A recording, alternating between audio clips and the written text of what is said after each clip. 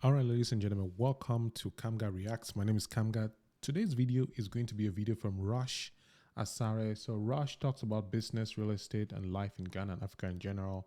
And you can probably check out this channel. There'll be a link to the original video. I feel the need to say this whenever I start the video, which is it's a reaction video. And what this means is that I have to interrupt the video and actually speak. If not, then it will mean that I'm stealing the person's material. The goal is that my commentary is going to add some value or give a different perspective from whatever it is that you're watching. And then you can go ahead and then watch the person and watch the video and then get the content. So the video I'm doing a reaction to is called, the title of the video is How I Created Lucrative Businesses in Ghana / Living in Ghana. So I thought this was interesting. It has about 10,000 views, published last month. And I thought, you know what? I find this interesting. I want to find out more because as an African, as a Cameroonian who lives in the US, I tend to give people the advice that it's possible for you to build a business in Africa or Cameroon or any other country. But the problem is that since I have lived in the US for the past 6 years, my advice seems to be removed from reality, right? People tell me, I'm only saying this because I'm not here, I don't understand. So when I see people like this, people who make content about building businesses on the African continent, I want to find out what it's about. So I haven't watched the video. We're going to watch it together. Again, I'm going to pause, comment, and the link to the original video without my comments, as this channel is going to be there. So let's get started. Hello guys, welcome to the channel. So a lot of us believe that we need a lot of money to make it down here. A lot of people think it's impossible to make money down here. And in this video, I'm going to share with you, I'm going to open, my closet and show you exactly what I have been able to accomplish down here. Believe it or not, the things that I started with the money I came down here with is not making nowhere close to what I started from nothing. I really started earning money in 2023 in Ghana. It wasn't a lot, but I was able to sustain myself on just Ghana income just last year. And this year, I 10x'd. Yes, I 10x'd my income. So in this video, I'm gonna tell you that I really didn't start with a lot of money with a business that's making me this money. As a matter of fact, the business that I put a lot of money in is making me the least. And what my long-term plan is, what next year has in store for me. You can create massive wealth down here in Ghana. You could make a living down here in Ghana. And the beautiful thing is, when you make the money, you can live a very beautiful life and you still cannot spend the money. So you're only gonna get richer. So when they say the rich gets richer, Africa is times 10. That is why the wealth gap is so huge here. It's kind of unfair. So let's dive into it. Before we even dive into it, I'm going to just move the audio while it's playing and continue. So that I hope I don't get any of the, oh, he's already back. So I'm going to say that the wealth gap, I like the intro. Talking about the wealth gap, I think it's a very relevant point to bring up. I actually saw an article recently about how that wealth gap between Africa and the rest of the world is growing. And it seems he's talking here about a wealth gap even within the African continent. Essentially, those who are able to make a lot of money in the African continent make a lot of money. And those who are not able to make money get even poorer. So, hey, let's see what he has to say about that. Well, as most of you guys know, I moved to Ghana in the year 2021. When I got here, I went through a lot of ordeals, right? I didn't make any money from 2021. I didn't make any money. If anything, I lost money. 2021, 2022, life was pretty terrible. I'm curious where you moved. When I came down here, I came with a lot of money. Just like how people feel like they need to save a lot of money to come down here. It's not wrong. You could be lucky. But when you come with a lot of money and you are not used to the system, you are susceptible to messing up and losing that money. And when you do spend a lot of money and you lose it, you tend to get discouraged. Also, there is a fear factor because you came with this money and you wanted to work so badly. This is the uppercut that sends a lot of people back to wherever they came from. Now, that happened to me, right? When I bought my car wash and I put more than $100,000 in this car wash, thinking that I'm going to make my, steady income of at least $2K a month, USD, and then somebody taking me to court and blocking that, right? The money that I came down here with, lost all of it in the stock market. Whatever I had down here that I put in the car wash that this is going to make me, money to eat, somebody put an injunction on the land. I couldn't do anything on the land, so I lost that income completely. I put more than $100,000 in, right? Because I bought the land for $83,000, and I did renovations and all that, trying to operate a car wash. And somebody took me to court. And Oh, the number of times he's mentioning this particular story 3 times, is saying it in less than like 2 minutes. I want to guess that he moved from. He's talking about USD, so probably he moved from the US, go back to Ghana, and saving that kind of money. He's probably working in an engineering position. I mean, just from what I've seen with the other videos, doing all those buildings, coming back in 2021, saving the amount of money and getting into real estate and business. My guess is that he was working in a domain that allowed him to learn those skills, or he had to pick them up really quickly when he moved to, my assumption is the US. But what is standing out for me and what's fascinating is that it really cuts across many countries, because people struggle when they go back, and even those inside those countries struggle, because if somebody doesn't like your business, they can find a way to ruin it with the right people. When they have the right connections, they make the right phone calls, they can just destroy your business. And that's, I think, one of the big fears that people have in terms of investing back on the African continent. And now I'm curious to know how he was able to overcome that, because he lost over 100,000. That talks about his resilience, talks about his grit, and yeah, it's very commendable. Put an injunction on it. I couldn't do anything with the land. I had to wait for 2 arduous years. I was through this court process, and I really didn't make any money from this investment. The money that I brought down here and I put into something, I didn't make anything. What stayed me was this house that I'm living in, right? I built a beautiful house for me and my wife. We built a beautiful house, and what really saved me was having some sort of residual income coming from America to take care of me. Right? I was right. He was in America, and he's married, and it wasn't a lot. I don't like the way his eyes were.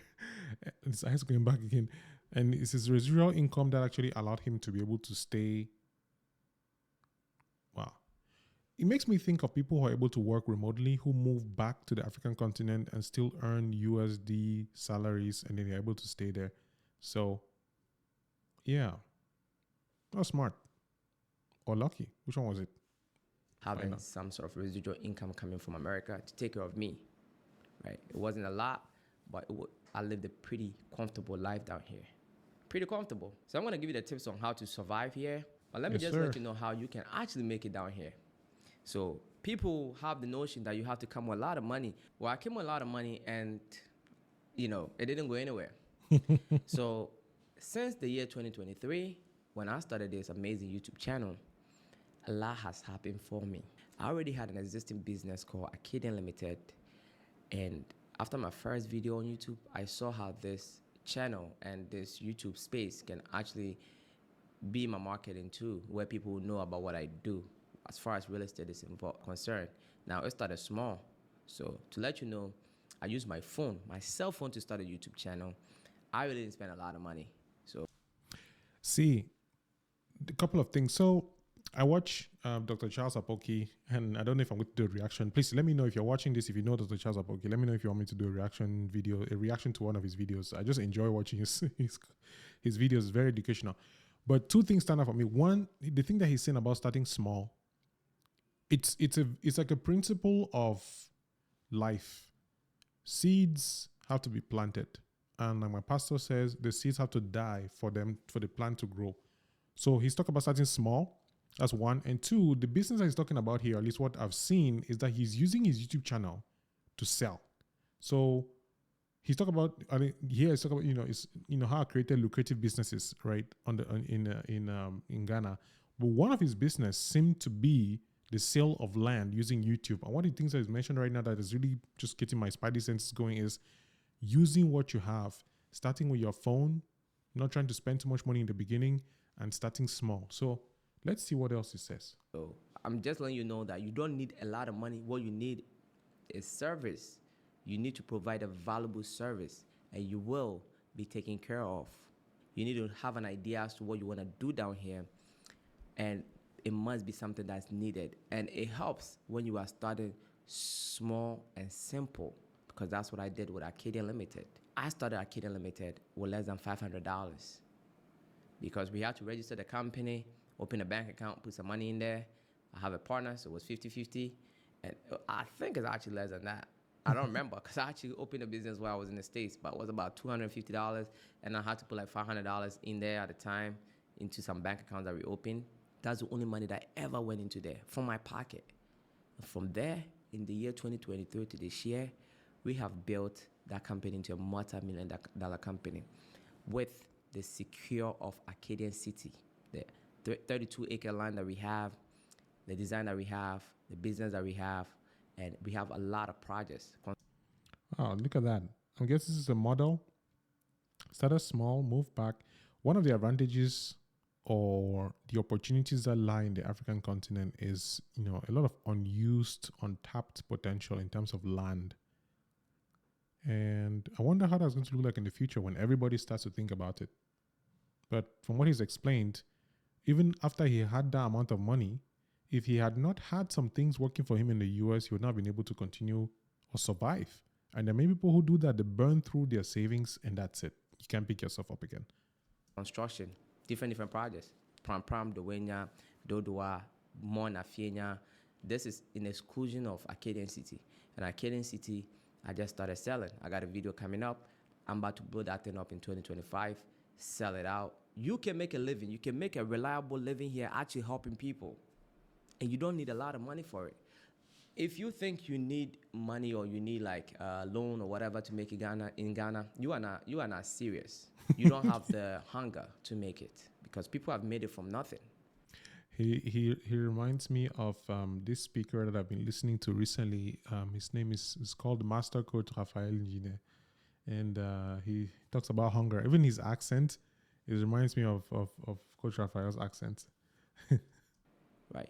You don't need a lot of money. $200 for registration or something is all you actually need. I know money can be beneficial, right? Like my minimal. So I'm going to get to that where I'm actually going to spend a lot of money to build something physical. In the year 2023, I was able to completely go off the money that I had coming from America. I was spending money that I was getting in America residually. That's what saved me during my downtimes in Ghana. But in 2023, I put a stop to it. And for the whole year, starting in February of 2023, I spent the money that I made down here in Ghana. I haven't taken a dime from America since 2023. Okay. Now, I like the way he paused there for us to really understand that, listen, there was a time when I came down here with money. It didn't work.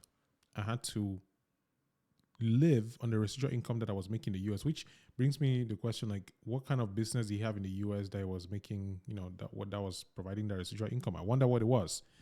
But then I'm also thinking maybe it was stocks, dividend stocks. I'm not sure. But it's just, and the transition of from this point onwards, we did not need that money anymore. It's just to remind me that it's possible to live off the profit that you make on the land where you are. And I think that is very encouraging. Yeah. It wasn't a lot of money, but it definitely replaced my residual income that I was making in America. That wasn't bad. I saw the opportunity, right? And I stuck at it. Now, 2024 has been a fantastic year, but I could see 2025 being even a greater year. A man with vision. And I'm just sharing this because I do want to encourage you guys that despite the challenges down here, as a matter of fact, if you are resilient and you're a problem solver, it is working in your favor. All entrepreneurship is what? Solving problems. Mm-hmm. You need many sources of income. Some of it is passive. Some of it you have partners. Some of it you are all in and you are giving your attention to it. So Acadian Limited, I owe that with a partner, right? It's really a construction company, design and construction company first. Now, land sales became a big thing for me. I created a company in May called Rush In Properties, which is a brokerage firm where I sell land with it. I might build a wall with it, but that's all. For construction, I handle it with Acadian Limited. That's where we have the architects. You know what's coming to my mind is just the way that you have to grow when you choose to become a business owner.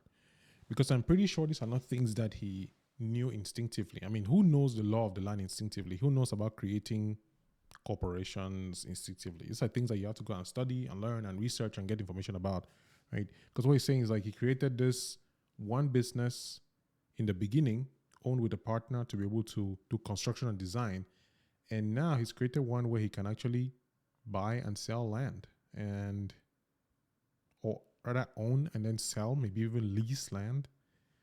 Just thinking through that is just the skills that are required as a business person. There's just the ability. One of the things he mentioned is resilience, problem solving, and I think self-leadership, learning. These are some of the skills that you need to have as a business owner to be able to constantly be learning and growing and figuring out things as you go. So that's where we have the team there. That's what that's for. Russian Properties is solely for selling houses, land, and might do a wall. That's about it. While Kenya Limited and Russian Properties is in the same office, but I have decided to separate the two. In the year 2025, I'm planning on getting an office, which I'm already working on, and I have a strategy to blow it out of the water. That's one. I started Russian Properties this year, and it's very, very, very, very, very, very good to me. I love it. I love helping people get properties. It's doing well. It's doing amazing, and I could see that it can be really big. It's exciting times, guys. There are opportunities everywhere in Ghana, and it's up to you to identify it. The notion that you need a lot of money, it is not true. I'm telling you, it is not. In real estate, I have found out that you do not need money at all. You need integrity. It's not a lot of people that tell the truth. Working with these chiefs and all that, working with the families, and actually getting money from clients and paying them, not having issues with anybody, their clients getting their land, and them, promoting you to their family members to buy more land from you, it has ripple effects. And me building houses for people has ripple effects. Every video I post, rather than me saying that, oh, I've done this, so, I can't do it again. No, it's working in my favor, because that serves as proof that I'm actually working. It is amazing times to be down here. I'm seeing what the Lebanese are seeing. I'm seeing what the Chinese are seeing. I'm seeing what the Indians are seeing. I love the way he's saying if you go to nearly every single country, if you go to Cameroon, for example, because the Lebanese, they're everywhere. The Chinese, they're everywhere. They're going through all these places. So when he's saying, I'm seeing what these people are seeing, it's sight and vision are two different things. You can look at the problem and all you see is a problem. Somebody sees an opportunity because they have vision. They're seeing beyond the problem. They're seeing beyond what you're looking at.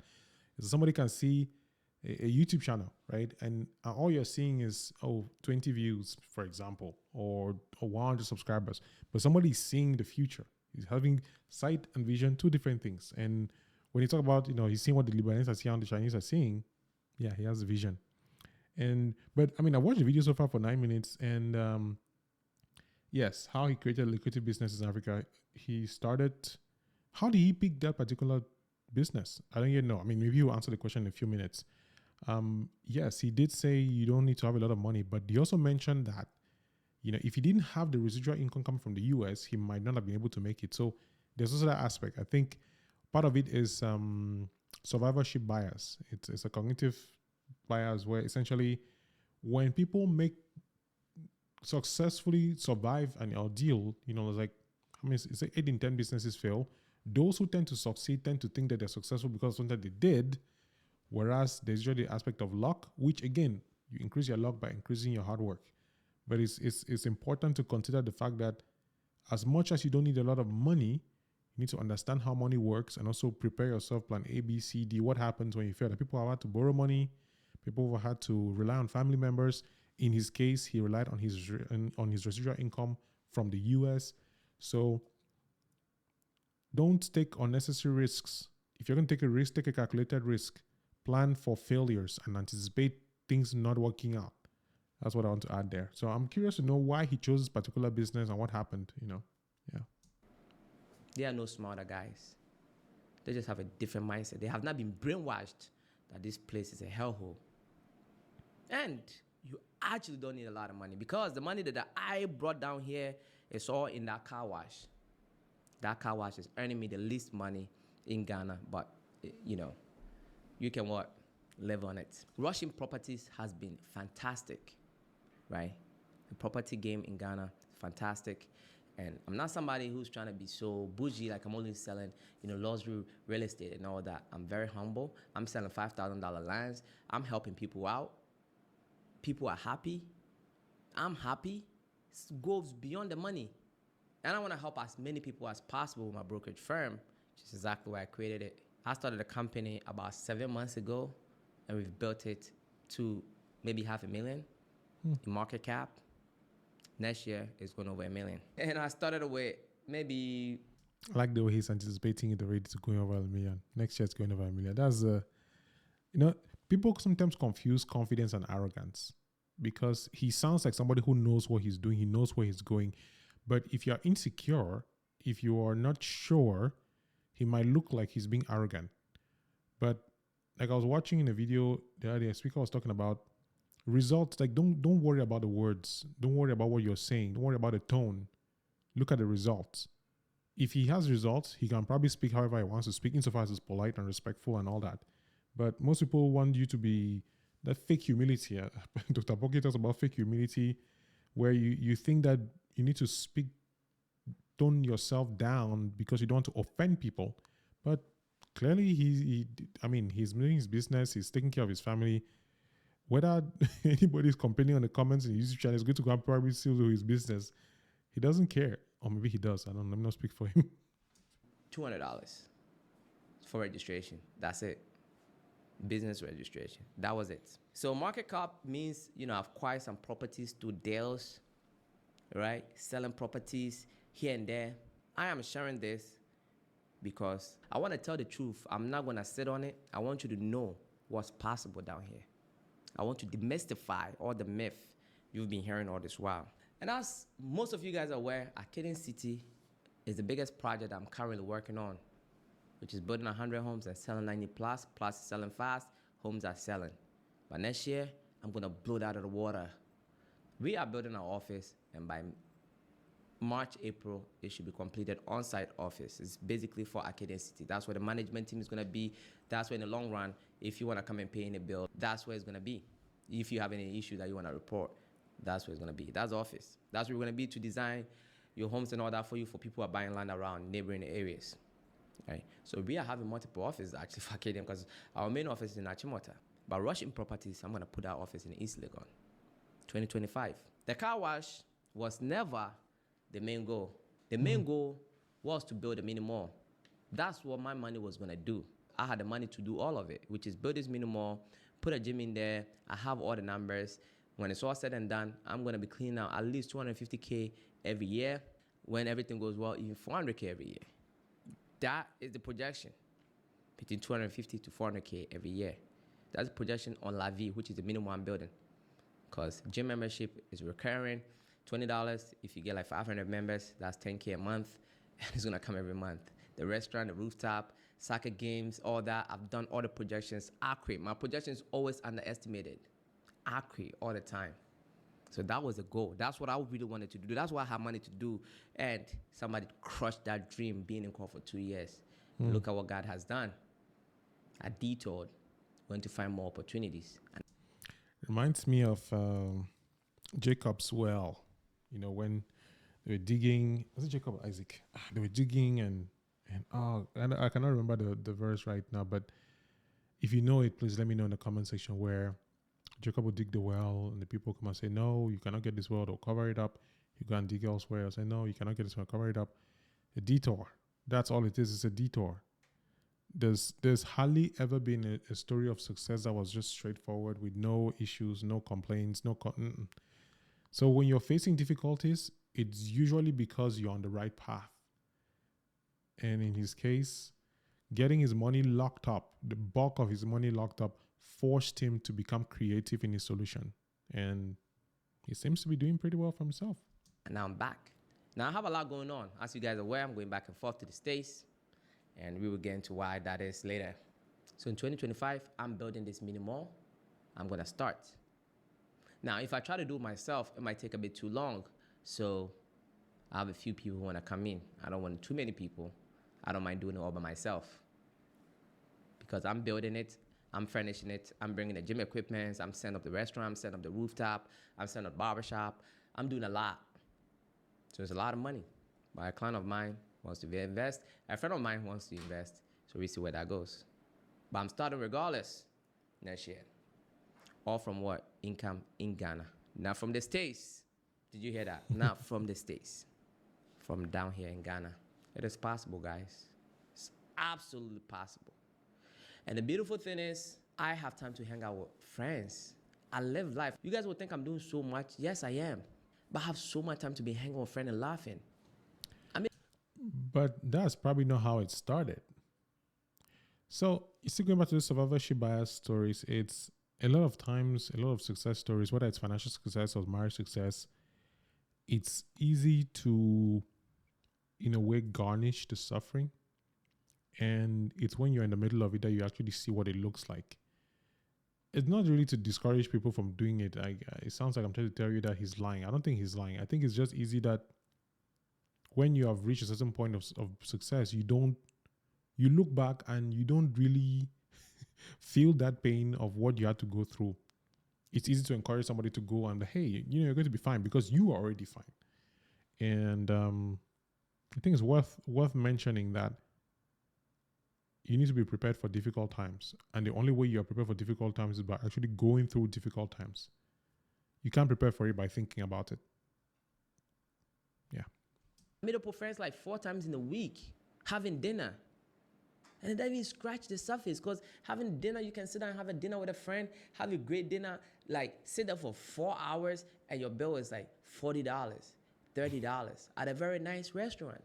Have you imagined eating at a restaurant where you don't even care about the bill because you know it's so low compared to how much you are earning? It's very easy to attain that here. Because when I was in New York, I went out with my wife. We went there for 1 hour at a very fancy restaurant, and the bill was $400. So 10x.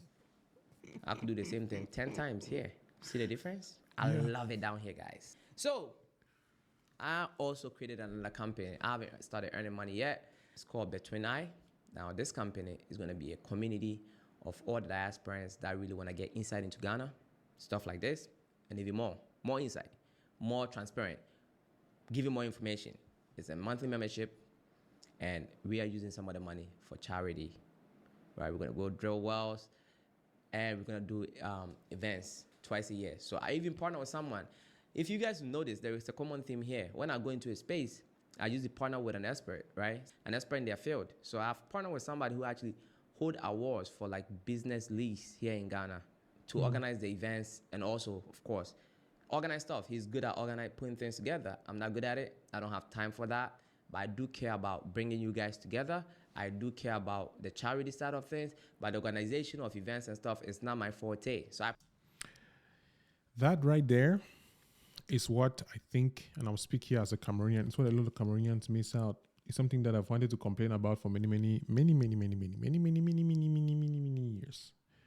It's that people don't know when to reach out and collaborate with people. I'm going to put it this way. Maybe I'm going to let's talk about this for a little bit.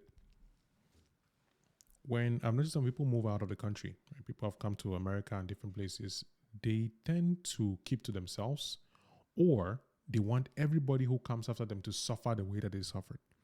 And I see this as a big disadvantage to their progress, to the overall progress of the African community, in that we don't know when it's time to say, this person is good at XYZ. I'm going to reach out to them and work with them. I'm going to see how they can serve, or I can serve them to get them. And even when you do reach out to people, it becomes a very interesting dance, because now you have to be careful that people are not trying to take advantage of you, or they are not trying to sound like you need them to the point where they now think that they are, you cannot do without them. And it becomes a conversation of, oh, why are you bothering me? Or you can't move ahead without me. So long story short, I like what he's saying here about the idea of partnering, the idea of working with people, because you can't go far alone. You can go fast alone, but you can't go far alone, because you will get to a point where you will need people, or you will burn yourself to the ground. And I see that in my own life. Like, I'm doing all these YouTube things, and I want to partner with people. I want to connect with people. But then when I start making those conversations, I realize that we aren't at the same level of understanding what partnership looks like. We don't have the same values. We don't have the same long-term vision. And there's still a lot for me to learn, for sure. There's still a lot for me to learn. And figuring out, okay, at what level is this person? Can we actually work together? Or is this something that we should put off for later on? And I love what he's talking about partnership here because you can't do everything alone, man. Even Jeff Bezos with Amazon needs, board of directors, employees, and all that stuff. You can't do everything alone. But it's like they don't think about that. I partner with somebody, I don't mind. And the thing with me too is I don't believe in 90-10% partnership, because then 50-50. All my partnerships are 50-50. Unless I own a company like La Vie, which is a minimal, and then I'm selling a percentage to people who just give me money, that's different. But when we are both working, I don't think I'm more valuable than you. So 50-50. That's the abundant mindset. And Ghana has been great to me, guys. It's been amazing. I love it. I'm glad I stick to the challenges. But I did this video to let you guys know that it's absolutely possible to create a business and make it down here. And I'm somebody who came down here with money. Some people will be like, oh, you need a lot of money to start this. No, you don't. You don't. Because I came with it, and the money that I came with has done one thing, and it's earning me the least. But it's a good investment. The land has appreciated in value, and I'm about to build this minimal on it. Having money is good, but it is not the only way. That's what I'm trying to tell you. Having money and not having money is not the excuse. If you have the money, you are even more susceptible to losing more money by making mistakes. Because if you don't have it, you're going to find creative ways to make it, like how I did it with Acadian Limited. And then by the time I started rushing properties, I've already sold a couple of lands to Acadian Limited before I branched it out to do straight brokerage with that. Take your time, baby steps, and grow with it. So imagine me compounding, buying more lands. I mean, this year alone, only God knows how many land I've acquired, but it's worth over $100,000, excluding Acadian City. Making deals. Just being a truthful person as an asset down here, doing what you set out to do. A company can call me to help them sell land, and in return, they will just give me land. That's worth money. And I get paid for selling the land as well. How beautiful is that? It's wonderful. How beautiful is that, guys? Yeah, that was a video, and this is I think I'm definitely going to give this man a follow. I think it's pretty cool what he's doing. And this is one thing that he's saying here, and I'm liking a lot, is what he mentioned towards the end about being creative, and that, actually, is this, that having money could be a hindrance to your success. Having money can actually stop you from doing it, because in his case, if you think about it, right, when he came, his money was locked up. So he had to find a way to make it work. And imagine how different his story would have been if he actually had access to that money. You don't know if he would have been able to find creative ways, if he would not have built the resilience that he would have needed to start from scratch in a way. So I think everything that happens for a good reason, and everything happens for the good of those who love him. It's the Bible. So if you continue to serve the Lord and you walk in righteousness and you continue to do what you're supposed to do, it doesn't matter what hits you, you will rise. In fact, people might come to bury you, but don't forget that you're a seed. I think there's a quote that says that they came to bury us, we didn't know we're a seed, because when you bury the seed, it grows. So people can put dirt on you, put crap on you and things, but that's actually energy and blessings in disguise. So, sure, Rush, man, I think your story is very inspiring for somebody who is doing this in Ghana. I wonder how far you've gone, because this was posted in December, on 8th of December, so it's been a while. Let me see what the comments are saying here. People are saying, my brother, I'm very proud of you. Please keep up the good work. God bless you and your family. I like your philosophy towards business in Ghana, and the fact that you didn't keep useful information. I believe your diaspora network you are building has a huge potential to be a springboard for even international deals. Such a good point. He's not a foreigner, but many of his audiences are. Just a ticket, visa, hotel, transportation, and meals for the 3 weeks to register a company costs more than... Right. So, yeah, this costs more than that. You're inspiring a lot of people, including me. I'm 67 years old. Wow, keep up the good work. This is great. Lots of people are commenting here. There are a lot of opportunities in Ghana. People don't have any idea. So I have an issue with the video because he said how I created a lucrative business in Ghana. He didn't really give the how. He just said, all right, I came to Ghana with money, and that money was locked up in the business. I started the car wash. Why did he switch to land? Why did he go to land? Like, how did he get to the process of doing that? He did mention integrity, honesty, partnering with people. So he's mentioned a couple of principles which are very valuable. And I am looking at, all right, what are some actionable steps, some practical steps to take them now? It doesn't mean that he has to say them because clearly the video is valuable. I mean, you have 10,000 people have watched this video. The comments are showing that people are learning. It's just for me, I would like to know his mindset, which is something that is difficult to communicate on a video. So I 100% understand how he would not say all that. If not, the video probably be longer than that. And maybe he has other videos where he's talked about this. I don't know. But I mean, look at that. Why it's easier to live a better life in Ghana. He did mention he has made a couple of videos about this in the past. So hey, I probably need to watch the rest of his videos, right? Instead of asking questions about it. So I don't want to make this video longer than it needs to be. Thank you for watching. My name is Kamga. If you have not subscribed to the channel yet, please do. Working towards getting my 1K subscribers on the channel. It's a work in progress. I've left this channel for a while and now we're back. We're posting videos on a daily basis and I'm excited. So please, if you watch a video that you would want to hear my perspective on, you want to get me to react on the video, feel free to send me either a DM, Instagram, anywhere, or just leave a comment with the link to the video or just the name of the video. I'll go and find it myself. All right. Thank you for watching and I will see you in the next one. Peace.